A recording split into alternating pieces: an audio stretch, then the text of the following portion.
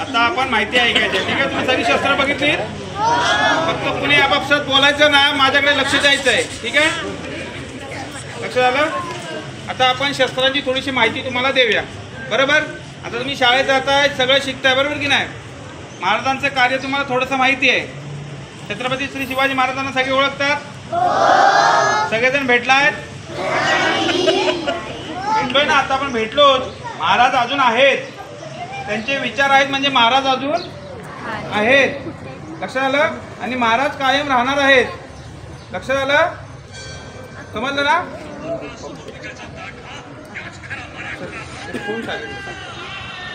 तर आता आपण सुरुवात करतोय महाराजांच्या मावळ्यांनी वापरलेल्या शस्त्रांचा कसा कसा वापर झाला, ठीक आहे? तुम्ही आता नावं तर खाली वाचली. सुरुवातीला आपण काय बघितलंय? भाले बघितलेत ना? भाल्यांचा वापर कसा झाला माहिती आहे? जेव्हा युद्ध व्हायची तेव्हा भालेला काठीला जोडल्याच्या नंतर मारा केला जायचा. हत्तीवरती वापरला जायचा वेगळा भाला होता, घोड्यावरती वापरला जायचा तो वेगळा भाला होता, आणि पायी वापरायचा वेगळा भाला होता. हत्तीवरती वापरायचा त्याला काय भाल्याला म्हणायचं माहिती आहे? घोड्यावरती वापरायचं त्याला पायी वापरायचं त्याला. हे 3 प्रकार येतात. पायी वापरायचं त्याला पदकुंत, हत्तीवरती वापरायचं त्याला हस्तिकुंत, आणि घोड्यावरती वापरायचं त्याला अश्वकुंत, हत्तीवरती वापरायचं त्याला गजकुंत, ठीक आहे? हत्तीकुंत गजकुंत दोन्ही प्रकारे म्हटलं जायचं. लक्षात आलं? समजलं? त्याचबरोबर आपण पुढे बघतोय, हे भाल्याचे प्रकार बघितल्याच्यानंतर पुढे बघतोय आपण कट्यार. कट्यार आपण लग्नामध्ये जे पकडतो हातामध्ये, जोमवा माहिती आहे? जोमवा टोकणे लोक पकडतात, बरोबर की नाही? तुम्ही टोकणे झालात ना? काही काही झाले असतील टोकणे हातामध्ये पकडतात ना जोमवा. दादाच्या, मामाच्या, काकाच्या कोणाच्या लग्नात पकडले का नाही? ते अशा कटारी असतात. महाराजांनी असा आपल्या इथे संरक्षणासाठी या वस्तू वापरल्या जायच्या. लक्षात आलं? एक शस्त्र आहे छोटंसं, तुम्ही हे छोटेसे आहात तसे, बरोबर की नाही? या चिमटा कट्यारी. त्याचबरोबर तलवार. तलवार सगळ्यांनी बघितले आहेत? तुमच्या घरी आहेत? असतील तर आम्ही लगेच येतो. या तलवारी अशा प्रकारच्या असायच्या. थांबा. तलवारी या अशा प्रकारच्या असायच्या. सुरुवातीला या तलवारी अशा असायच्या, युद्ध करताना बोटं सगळी छाटली जायची, युद्ध करता येत नव्हती, त्यामुळे अशा प्रकारच्या तलवारी होत्या. त्याचबरोबर नंतर त्याचा बदल झाला, परत आली, ज्याला या भागाला परत म्हणतात. हे परत बोटाचं संरक्षण होत होतं. लक्षात आलं? बोटाचं संरक्षण होतं म्हणून हा असे मोबाईल अपडेट करतो ना आपण घरी, हो, त्याचा हा बदल झाला. त्या पण मराठा तलवारी आपण बघतोय, ठीक आहे? इथे आपण काय बघतोय? हे काय आहे? वाचलत ना तुम्ही? बिचवा आणि जांभिया आणि अंकुश. बिचवा म्हणजे अफजल खान फाडलेलं तुम्हाला माहिती आहे? आपण सगळे गेलेलो, हो म्हणतोय हो. जेव्हा अफजल खान फाडला महाराजांनी तेव्हा वाघनख्यांचा पहिला वापर केला, बरोबर? त्याच्यानंतर महाराजांनी जो बिछवा वापरला तो अशा प्रकारचा होता. दिसतंय सगळ्यांना? लक्षात आलं? हा एक खंजीरचा प्रकार आहे, जांभिया, ठीक आहे?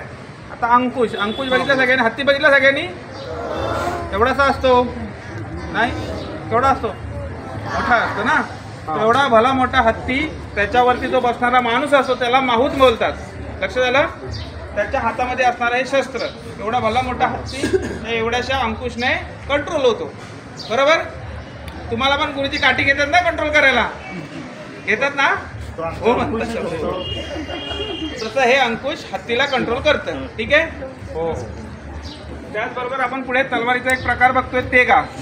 ती तुम्ही बघितलीत मराठा तलवार. इकडे आपण तेगा. तर जे ब्लेड येतं ते चौडं येतं. लक्षात आलं? त्यामुळे हिला तेगा म्हटलं जातं, बरोबर की नाही? आता पुढे आपण तिकडे काय बघितलं? पुन्हा कुठे लक्ष द्यायचं बघू दे.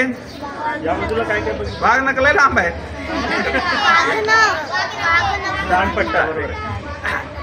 इकडे आपण मराठा धोप बघितलीत ना? मराठा धोप, बरोबर? ते धनुष्य पण लांब आहे तिकडं.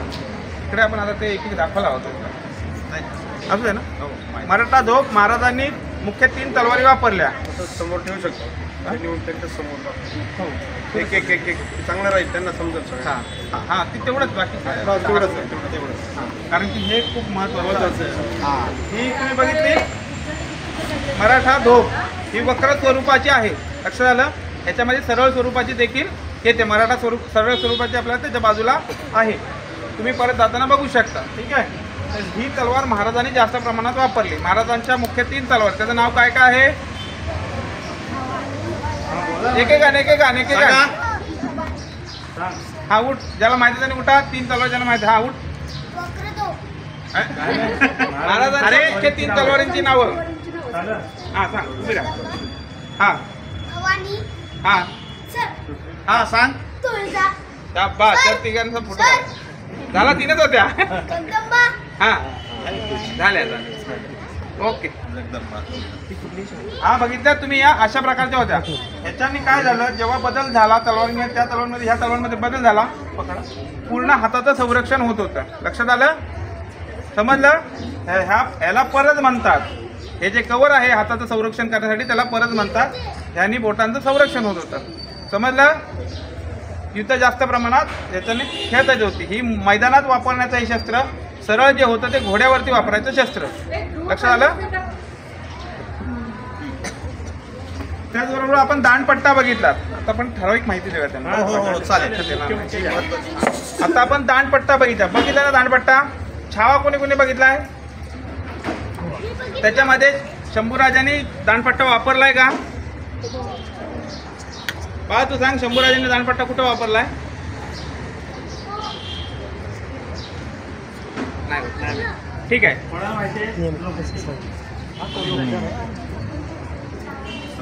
बघितलंय ना. जेव्हा मुकर्रब खान शंभूराजांना जेव्हा पकडायला येतो आणि जे युद्ध चालू होतं तेव्हा शेवटच्या क्षणाला नदीच्या किनारी, मांडवी नदीच्या किनारी महाराज जेव्हा लढत असतात तेव्हा कोणतरी दांडपट्टा फेकतो आणि महाराज दोन्ही हातामध्ये घेतात दांडपट्टे. ते दांडपट्टे बघितलेत ना. युद्ध बघितलं ना ते. बरोबर की नाही. हे दांडपट्टे. तशा प्रकारचा दांडपट्टा आपण बाजीप्रभूंनी देखील हातामध्ये घालून लढताना ऐकलंय. बरोबर की नाही. कुणी कुणी बघितलंय? अरे तुम्ही कुठं काय बघायला गेलेला आहात?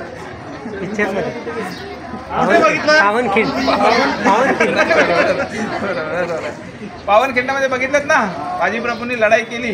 बरोबर. त्याचबरोबर छत्रपती श्री शिवाजी महाराजांनी आपल्या दोन्ही हातामध्ये दांडपट्टे घेऊन उमरखिंडीच्या लढाईत महाराज स्वतः लढलेले आहेत. लक्षात आलं. हे तुमच्या माहितीत असू दे. बरोबर की नाही. त्याच्या पुढे तुम्ही वाघनखं बघितलीत ना. केस विंचरण्यासाठी वापरतात. कशासाठी वापरतात रे वाघनखं? हा. महाराजांनी वाघनख्यांचा वापर जेव्हा अफजल खानाचा पुतळा बाहेर काढण्यासाठी वापरला तेव्हापासून वाघनख्यांना विशेष महत्त्व आलं. बरोबर. एक छुप्या प्रकारचं शस्त्र आहे. जेव्हा मूठ बंद केल्याच्या नंतर वरती अंगठ्या दिसत होत्या आणि आतमध्ये ते वाघनख होते. बरोबर. लक्षात आलं. बघितलं सगळ्यांना माहिती आहे. पुढे आपण चिलखत बघितलं. बरोबर. थंडीपासून संरक्षणासाठी वापरतात. बरोबर ना. मग कशासाठी वापरतात?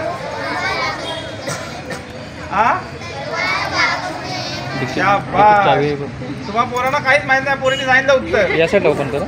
शत्रूचा वार आपल्या अंगावरती होऊ नये म्हणून आपल्या कपड्याच्या आतमध्ये ते चिलखत घातलं जायचं जेणेकरून त्याच्यावरती वार व्हायचा. महाराजांवरती जेव्हा अफजल खानाने वार केला तेव्हा महाराजांच्या अंगामध्ये चिलखत होतं. बरोबर की नाही. तो आपण पिक्चरमध्ये बघितलंय. बरोबर ना.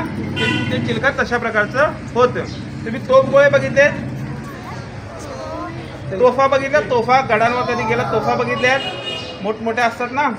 तर त्या तोफांमध्ये जे वेगवेगळ्या प्रकारचे गोळे टाकून मारा केला जायचा. युद्ध केलं जायचं. बरोबर. आता तुम्ही दुसरं काय बघितलं? भाले बघितलेत ना. त्याचबरोबर पुढे आता तुम्ही काय बघितलेत? कोयते आपल्या घरी आहेत. कोयती वेगवेगळ्या प्रकारची तुम्ही कोयत्या तिथे बघितल्यात. त्याच्याबरोबर आता दुसरं काय तुम्हाला आहे? अडकित्ते बघितले. अडकित्ते घरी आहे सगळ्यांच्या. आहे ना. कशासाठी वापर केला जातो? दुपारी मोठ्या. बरोबर. गुर्ज तर त्यांना माहिती नाही. गुर्ज बघितला तुम्ही? गुर्ज बघितलात? गुर्ज कसं आहे शस्त्र? कोण सांगणार रे? आण इकडे. हे शस्त्र बघितलं तुम्ही? गुर्ज बघितलात? हा. ह्याचा वापर कशासाठी केला जातो कोण सांगेल? सांग. हा कोण सांग. हा हा वा व्हेरी गुड. शाबाश. गुड. चिलखत फाडण्यासाठी आणि शिरस्त्राण फोडण्यासाठी म्हणजे डोक्यावरती जे आपण हेल्मेट आहे ते फोडण्यासाठी याचा वापर केला जायचा. बरोबर. ओके. आता तुम्हाला शस्त्र कळाली. धनुष्यबाण तुम्ही बघितलेत, शिकारीसाठी वापरले जातात, युद्धामध्ये वापरले जायचे. लक्षात आलं. शस्त्र ही सगळी बघितलीत. आता तुम्ही छोटे आहात म्हणून तुम्हाला छोटीशी माहिती दिलेली आहे.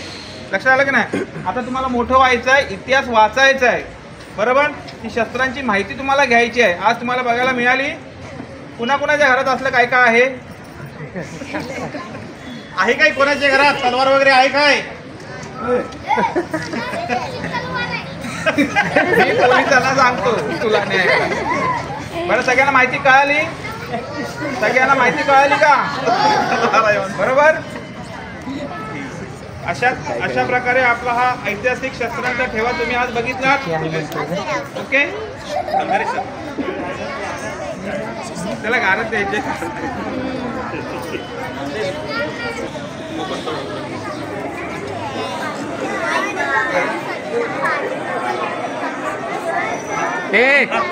झालं 2 मिनिटात.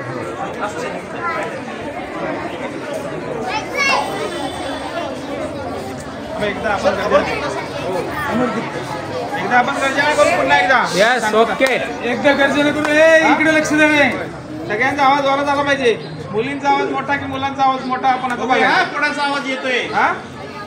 छत्रपती श्री शिवाजी महाराज की. आवाज मोठा आहे, मुलींचा आवाज मोठा तुमच्यापेक्षा. आता मोठा होते. छत्रपती श्री संभाजी महाराज की.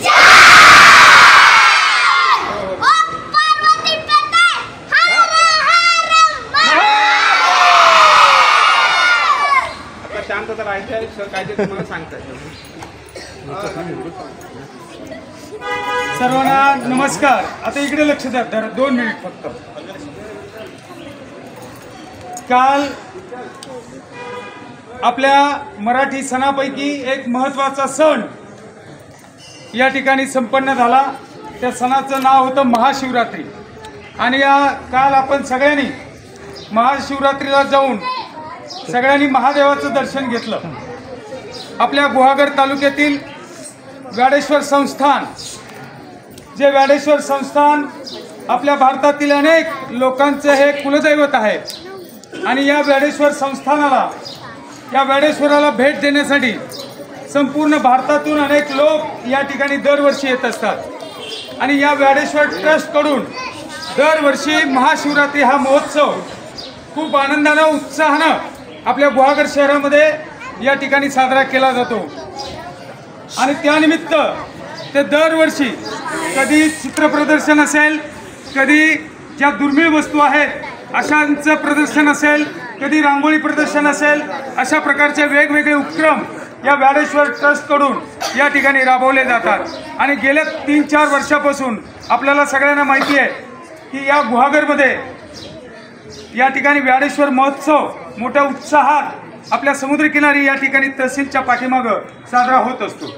आणि या निमित्तानं या व्याडेश्वर ट्रस्टच्या वतीनं यावर्षी कोकण दौलत प्रतिष्ठान आणि व्याडेश्वर ट्रस्ट या दोघांच्या संयुक्त विद्यमानं या ठिकाणी या मंदिरामध्ये आपल्या इतिहासाचा अमूल्य असा हा ठेवा, जो सहजासहजी आपल्याला पाहायला मिळत नाही असा हा अमूल्य ठेवा आपल्या सर्व गुहागर तालुक्यातील लोकांसाठी या ठिकाणी उपलब्ध करून दिलेला आहे. आणि विनामूल्य, ते कोणत्याही मूल्याशिवाय या ठिकाणी आपल्याला हे प्रदर्शन, शस्त्रास्त्रांचं प्रदर्शन, दुर्मिळ अशी शस्त्रास्त्र या ठिकाणी आपल्या या व्याडेश्वर महोत्सवामध्ये या ठिकाणी मांडण्यात आलेली आहेत. आणि या प्रदर्शन काल फक्त आणि फक्त एकच दिवस होतं, परंतु अनेक लोकांनी हे प्रदर्शन येऊन या ठिकाणी पाहिलं आणि त्यांना ते एवढं प्रदर्शन आवडलं की त्यांनी या ट्रस्टला आणि कोकण दौलत प्रतिष्ठानला या ठिकाणी विनंती केली की एक दिवस परत एकदा वाढवून द्या. आणि त्यानुसार व्याडेश्वर ट्रस्ट आणि कोकण दौलत प्रतिष्ठान यांच्या वतीनं आजचा हा दिवस एक एक्स्ट्रा दिवस, जादाचा दिवस या ठिकाणी प्रदर्शनाचा ठेवण्यात आलेला आहे. आणि आपल्या शाळेला देखील हा अमूल्य असा इतिहासाचा ठेवा आपण पाहिलेला आहे.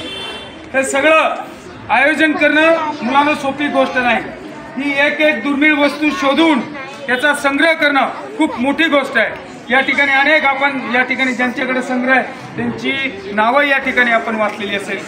पहिल्यांदा आपण या ठिकाणी व्याडेश्वर ट्रस्ट गुहागर आणि कोकण दौलत प्रतिष्ठान यांच्यासाठी एकदा जोरदार टाळ्या आपल्या शाळेच्या वतीने या ठिकाणी. आणि या ट्रस्टचे विश्वस्त या ठिकाणी अमरदीप पुरचुरे साहेब या ठिकाणी आहेत. त्यांना या ठिकाणी मी या ठिकाणी निमंत्रित करतो. साहेब, तुमच्या या सगळ्या ट्रस्टमुळं आमच्या शाळेतील मुलांना हा ठेवा पाहायला मिळाला, त्याबद्दल तुमच्या ट्रस्टचे, व्याडेश्वर ट्रस्टचे खूप खूप आभार. त्याचबरोबर कालपासून मी बघतोय, माझं प्रदर्शन बघण्याची तिसरी वेळ, कालपासून 3दा येऊन गेलो. हे तिघे पण आज आपल्याला या ठिकाणी मावळ्याच्या वेशामध्ये त्यांनी सुरुवातीला सांगितलं की शिवराय आजही आपल्यामध्ये जिवंत आहेत. त्यांचं जे शौर्य आहे, राजे छत्रपती देखील आपल्यामध्ये जिवंत आहेत. त्यांचे शौर्य, त्या शौर्याच्या रूपानं आपल्याला या ठिकाणी ते जिवंत आहेत. आणि हे तिघेजण मावळे कालपासून मी बघतोय असेच हे उभा असलेले मला दिसले. 3दा प्रदर्शन यांच्यासाठी देखील जोरदार टाळ्या. आणि त्यांचं देखील या ठिकाणी खूप खूप आभार आपल्या शाळेकडून या ठिकाणी व्यक्त करतो. आमचे मुख्याध्यापक श्री ईश्वर वसावे सर या ठिकाणी आहेत. आमचे सर्व सहकारी वृंद त्यांच्याकडून देखील तुमच्या ट्रस्ट, व्याडेश्वर ट्रस्ट आणि कोकण दौलत प्रतिष्ठान या सगळ्यांचं खूप खूप आभार या ठिकाणी व्यक्त करतो. आणि आपण जसं शांतरीतीने आलो तसंच आपण शांतरीतीने आपल्या जीवन शिक्षण शाळेकडे मार्गक्रमण करायचं आहे.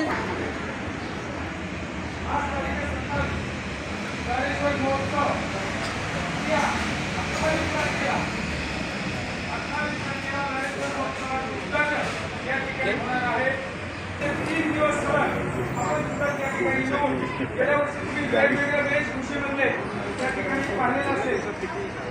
इस्रो आणि नासा भेटीसाठी 5 विद्यार्थ्यांचा या व्याडेश्वर ट्रस्ट करून या ठिकाणी सत्कार आयोजित केलेला आहे. ते देखील आपण सगळ्यांनी त्या ठिकाणी पाहायला येऊ.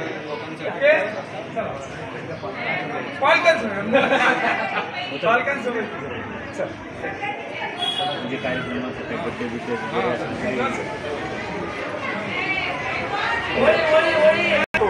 दुपारी आलो की परत